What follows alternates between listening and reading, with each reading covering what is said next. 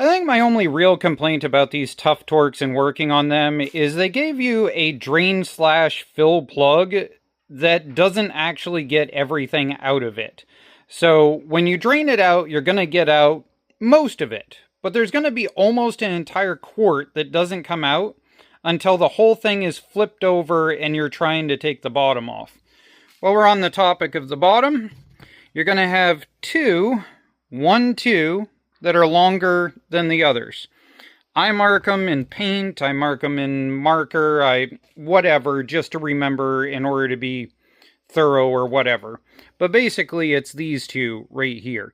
The other thing is, if somebody was a tad bit liberal with the RTV sealant, sometimes the puck for the brake system will end up coming out with the cover and it'll drop and rattle around and everything else. So the small one goes on that side and the keyed one goes on this side. Pretty simple stuff.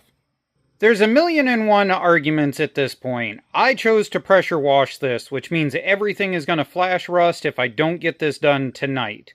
Most people will usually brake cleaner or gasoline clean this, or kerosene. Take your pick.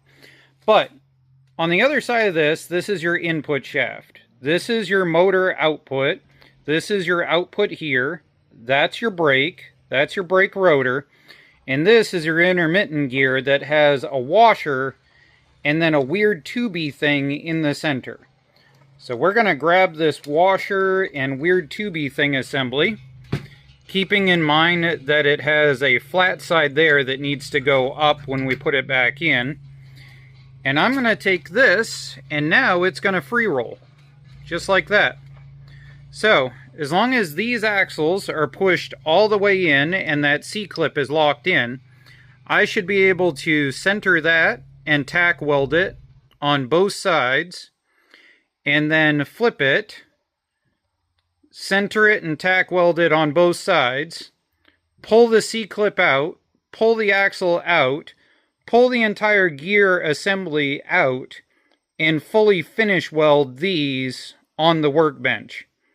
At least that's the theory we're working with. I've never done this and never seen a video on anybody else doing this transmission either.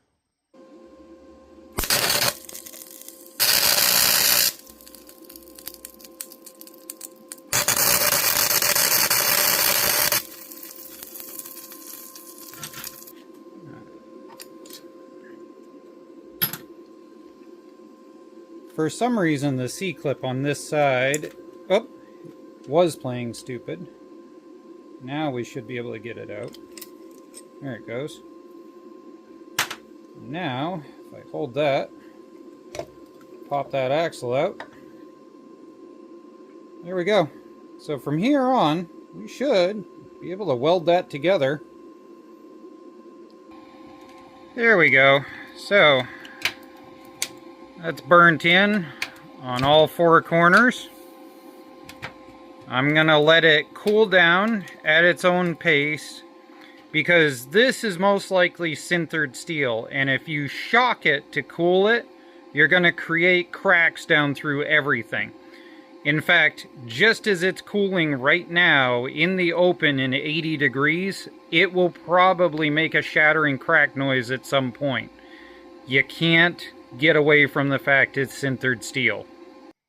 While this is cooling down, we need to get this cleaned out because we splashed in it when we did that quick little tack weld. This is the entrance into the pump. This is the only thing that really actually matters. So I have stuffed this full of paper towel.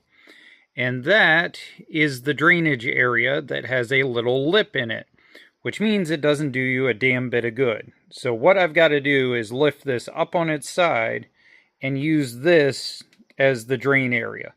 When you do that, both of these are going to fall out on you. So you might as well pop them out now. At least now I can finally get this carcass out of my way. If you've ever wondered what 25-inch mud tires will do to one of these, that's your answer. I'm going to try to assemble this with John over my shoulder, but basically this is our welded up differential. So you can see I've gone in and put some axle grease on the inside of there where the splines go so that it's just not as dry for a connection, because these are pretty tight to get in to begin with. Now, our first thing is we've got to get our axles set up to the point that the splines are here. So these came out earlier. Those are going to slide right in like that. And now we're going to slide our axles in with the splines there. This is the channel the C-clip goes in.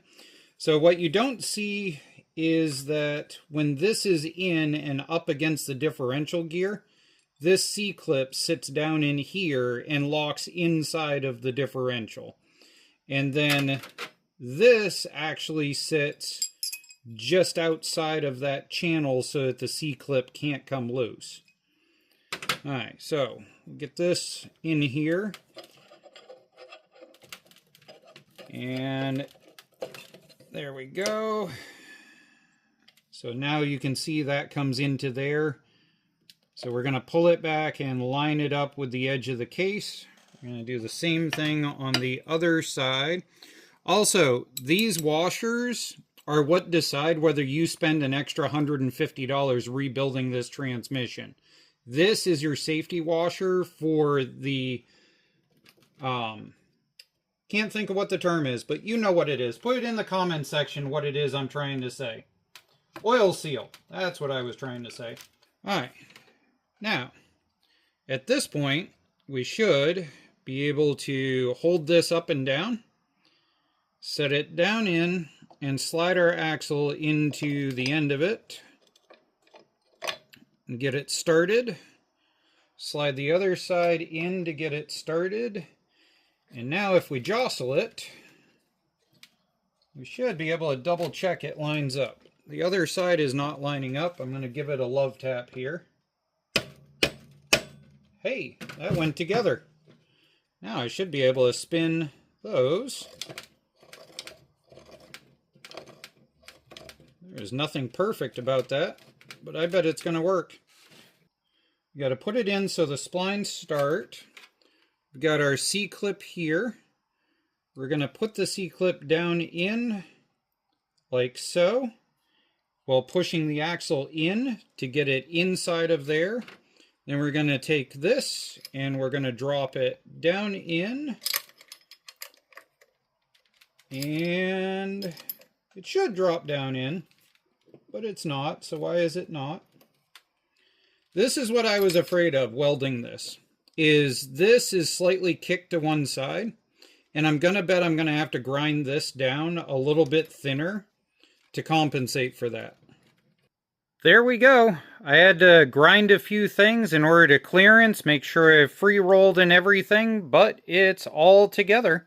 So at this point, we'll get the bottom put on, flip it over, put fluid in it, stuff it in the machine, and then get an engine running that I haven't heard do anything in 2.5 years, but that's a tomorrow problem. We topped off the oil. Yes, I reused the old oil because it wasn't that bad. I welded on this so that we can check it.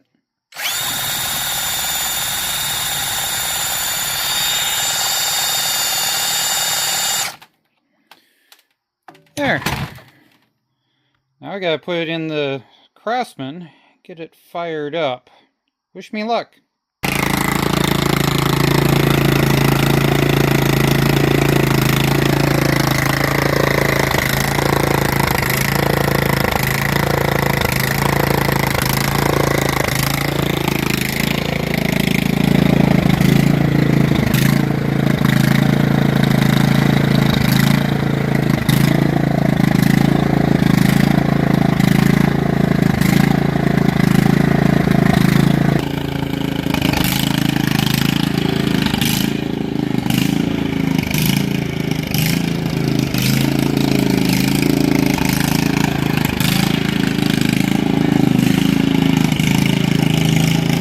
It's the 5-second things that add up to a good trail ride, like a plate that wraps around the front of your transmission. Even if you don't cover the whole transmission, you would be surprised just that little sacrificial plate, how many times it'll save you on a rock.